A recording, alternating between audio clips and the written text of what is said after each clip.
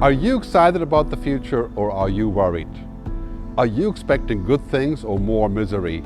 These days it seems like all around us the future is getting bleaker and bleaker. Netflix and Hollywood are telling us about dystopian scenarios. The news are showing more reels of climate change disasters, economic issues, clueless CEOs and politicians, and of course in the end the robots will take our jobs and then they're going to harvest our bodies for energy. But despite all of that noise, I am here to tell you that the future is better than we think. I believe that human ingenuity, our science and technology, can and will solve most of our long-standing problems. I also believe that human kindness and the ability to collaborate will prevail. But we're running out of time because the future is arriving faster than we think. Actually, the future is already here, we just haven't paid enough attention. Science fiction is becoming science fact, and we are at a fork in the road. The next 10 years will bring more change than the previous 100 years.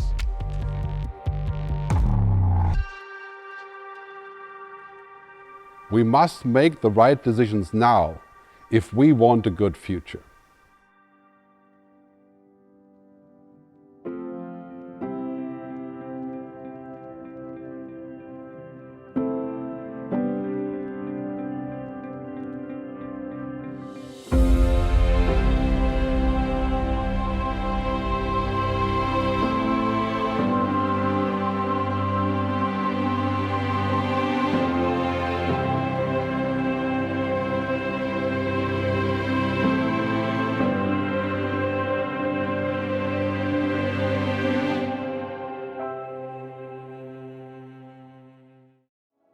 What is currently wrong is that what we've done for the last 100 years is no longer going to be suitable for the future.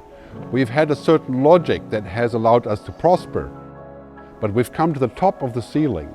We've had crisis after crisis after crisis and many issues that we're not solving. The current system is unfit for the future. In a way, you could say capitalism is unfit for the future. In the future, we're going to need to think wider, to think beyond profit and growth, to think about people, planet, purpose, and prosperity. We need a different logic so that our future can be good and can be developed for all of us.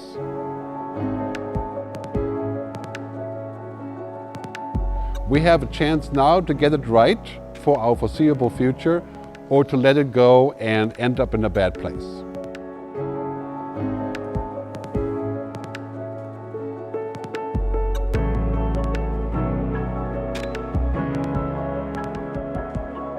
So we're now at that point to where things that were science fiction are becoming very real, becoming science fact.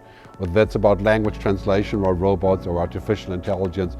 And that makes a big difference. Because now in technology the question is no longer if we can do something or when or how, but why do we do something? And what do we want from it? So in just 10 years we're going to be at an entirely different point of our lives where it's not about deciding if technology works, but what technology do we want, and is it going to be good for us?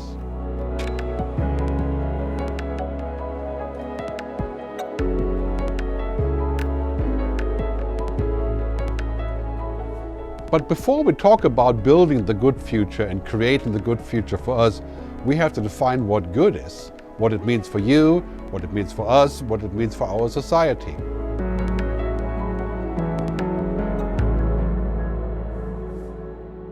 You know, in many ways, I think in our society it has been brought down to the definition of good being very simple, which means prospering and having things and having more things. And now we're finding out, I think, right now at this very moment, that we need a little bit more than that. We have to have a wider definition. So it's about other people, it's about relationships, experiences. Then it's about the planet. If we can maintain the Earth as it is going forward, it's about purpose, which means having a sense of what you are living for. And then finally, it's about prosperity, not just about profit. Right? It's a much wider definition. Let's have a look at some examples about how the good future could manifest itself.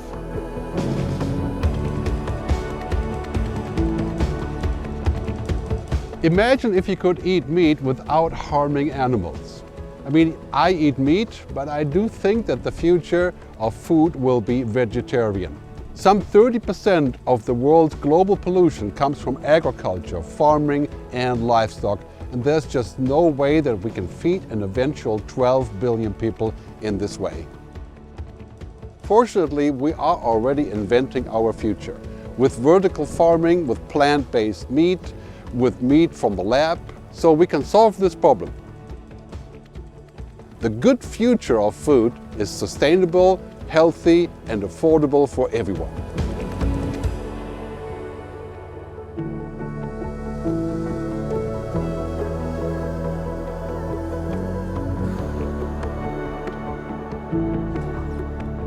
Imagine if we can solve the world's energy problem.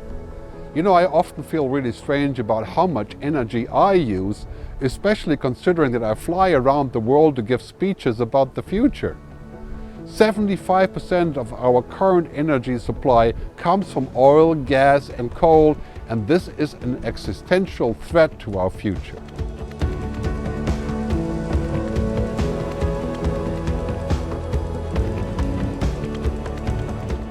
Yet at the same time, we know that we have solutions like solar and wind turbines and renewable energies and of course next generation nuclear. So here's the question. We will have all the right technology, but will we have the will?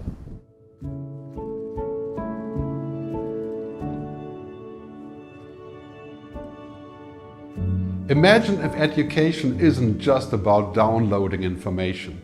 When I went to university and music school, this is what I did. I downloaded things for later. But this will clearly not work in the future. There is too much information available, and after all, this is what machines do. They download information for later use and understanding. If you have kids, you have to think about this. Our kids have to learn how to do things machines can't do.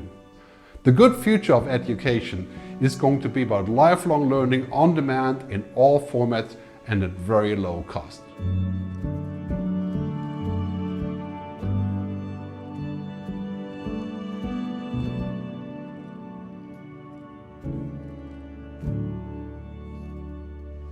Imagine if most of our routines can be done by smart software or machines. Imagine if work is no longer the center and purpose of our lives. I tried for a long time to use technology to work less, and it hasn't worked out. But this is what the future holds. Technology will allow us to move up the food chain, leave routines behind, and use intelligent machines to be faster and more efficient. If you work like a robot will take your job. In the good future of work, our ultimate job is to be human.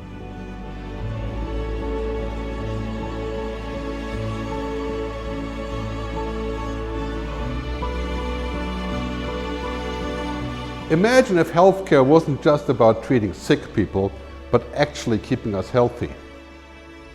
You know, when I go to the doctor these days, I get a medication and that's the end of the story. We can do so much better. Technology can help us to use data to become intelligent, connected, holistic, and to think about food and lifestyle to go with our healthcare. When we look at the future of healthcare, it's going to be about being connected, customized, personalized, and affordable, about real healthcare, not just sick care.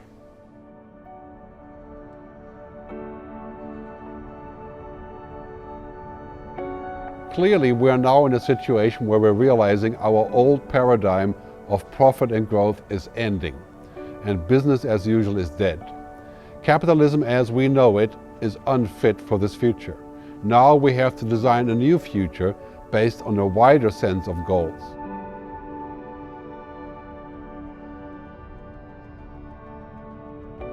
So what can business leaders and politicians do to create a good future? First, the stock markets have to embrace this idea of a wider target, of a wider goal of things that we want to accomplish. And every company has to be rated on performance on 4 issues, not just one.